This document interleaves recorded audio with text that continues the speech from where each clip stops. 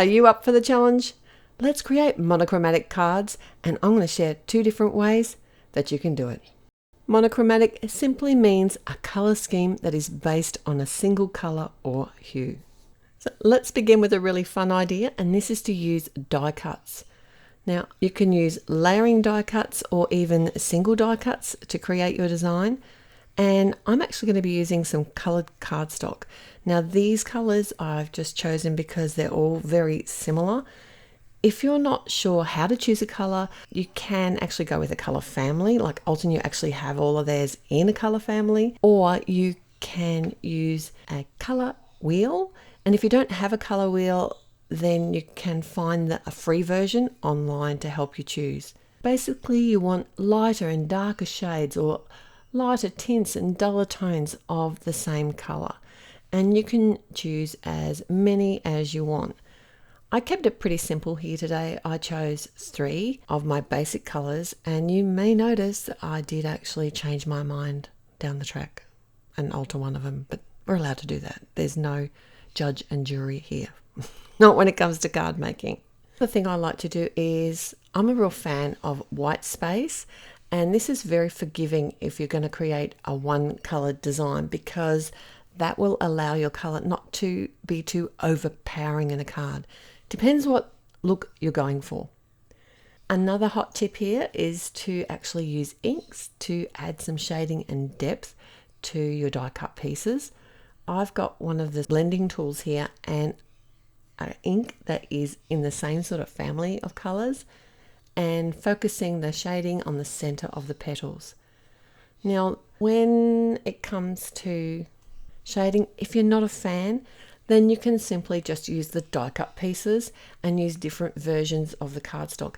And don't think you have to settle for the same die cut color on one flower. If you've got a layering flower, use multiple colors within the one flower, and that's going to give you a lot of fun and depth. And did you know that you have a get out of jail free? Yes, you can bring in neutrals in a monochromatic design. I already said that I like to use a lot of white space, so that's considered a neutral. Black is also considered a neutral. All the greys out there, you can use those, or creams. And we're going to talk a little bit about adding a little bit of shimmer shine and metallic, because they may also be considered a neutral as well. When it comes to the leaves, I always feel a bit weird about adding greenery that's not green, because I often try to keep it literal. I find it really hard to create something that isn't its proper color. So doing something like this actually takes me out of my comfort zone and gives me a little challenge. So it's nice to think that I can create leaves that aren't green. I didn't particularly want to have the same colored leaf in the cardstock, so I found this pastel glitter cardstock, and this color here I thought went perfectly with the hues of the color choice that I'd made in today's monochromatic design. You could also, and I did consider using like a white glitter, which is a neutral, in the background like this, or even just a plain white cardstock would have looked lovely just to add the leaves in with those. And like I said, I did change up the center color for the flowers. I just felt there wasn't enough punch with the previous color I'd chosen. You could always change up the color by painting over the top, or adding marker over the top to do that. I went ahead and did some more die cutting. And of course, I'll link all of the colors that I've used today and the products. They'll be in the description below, and there'll be even more details if you go through the link and head to the blog. I recently created a couple of cards where I used ink blending as a focus for a monochromatic design, and these were blue. I know it sounds weird, they're floral designs, and yes, all of the cards were blue. So make sure you go ahead and check them out through the link below. My second idea today is to use silhouette stamping. Now this can be used a lot of different ways. I decided to actually stamp the silhouette in my monochromatic color scheme. So I did it in ombre style. Because this is a larger stamp, I was really happy to have a stamp positioning tool.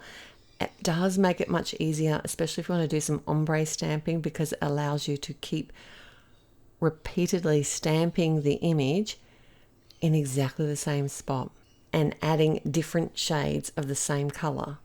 I only used 2 different shades here, but I think that worked really well. I was struggling with this card, even though it's a really simple design. For some reason, I just couldn't pull it together. And I ended up making a couple of cards here, but this is the one I thought coordinated better with my original card. But it doesn't actually have to be the color stamped on the silhouette. Another way that you could do it would be to ink blend a monochromatic background. It could either be all one color, or it could be an ombre style in a few different shades of the same color family, and then stamp the silhouette in either a really dark shade in the same family, or in black or in neutral. Remember, they're your get out of jail free colors. Don't forget them. They are your friends when it comes to monochromatic card designs.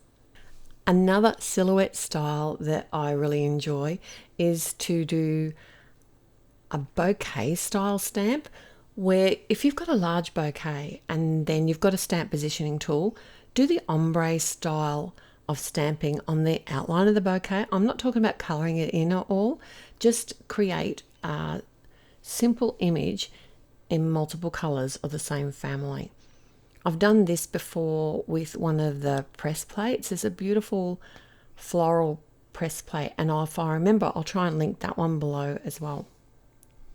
Now, I did want to show you here that I did a negative space sentiment, and to line up the die cut from the center, I created a false background, added some tape around that, and then lined up the front panel with that so that the image followed through to the background. You don't need to do this step if you didn't want to have that remaining image in the background. I just thought it was fun. I used the same metallic get out of jail free card cardstock. This one was the brushed rose, which is, I thought, similar tones to the colors that I used on my cards, but you could easily add a bold black die cut for the sentiment, or even a regular gold metallic cardstock would have looked great as well. And I also came in with a butterfly, and this is a very clean and simple card design that I think would make a great gift card set too. All together now, the first card where we used die cuts and colored cardstock and some shading with an ink blending tool to create some depth, and then we came in with a couple of neutral, like the brushed rose gold cardstock and also the glitter cardstock. I used the same colors on my second card today, but this time it was a silhouette stamp, which I did an ombre style of inking. I only used 2 different colors here, and I recessed the sentiment and added a glittery butterfly. Let me know in the comments below which card's your favorite, and if you're going to try this challenge yourself. I've got a couple more videos for you to enjoy right here. I look forward to seeing you at them. And if you did like today's video, don't forget to click on the like button and subscribe if you haven't already. What are you waiting for? It's totally free. I look forward to seeing you back here again real soon. Till then, happy paper crafting. Bye.